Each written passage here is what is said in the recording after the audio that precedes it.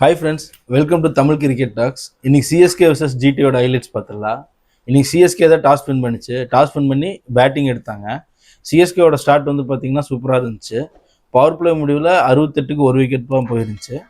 20 over முடிவில் வந்து பார்த்தீங்கன்னா 230க்கு 5 விக்கெட் போயிருந்தாங்க.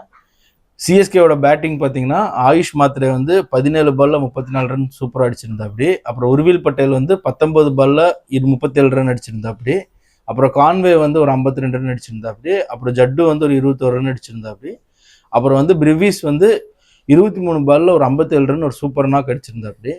அப்புறம் ஜிடியோட பவுலிங்னு பார்த்தீங்கன்னா பிரசித் கிருஷான் வந்து ஒரு 2 விக்கெட் எடுத்திருந்தாப்படி. அப்புறம் ஷாய் கிஷோர், அப்புறம் ஷாருக் கானு, அப்புறம் ரஷித் கானு இவங்க வந்து தலா ஒரு விக்கெட் எடுத்திருந்தாங்க. 231 டார்கெட்டுக்காக ஜிடி அவங்களோட இன்னிங்ஸை ஸ்டார்ட் பண்ணாங்க. அவங்களோட ஸ்டார்ட் வந்து இன்னைக்கு சரி சொதப்பாகி போச்சு. பவர் பிளே முடிவில் 35க்கு 3 விக்கெட் இழந்திருந்தாங்க.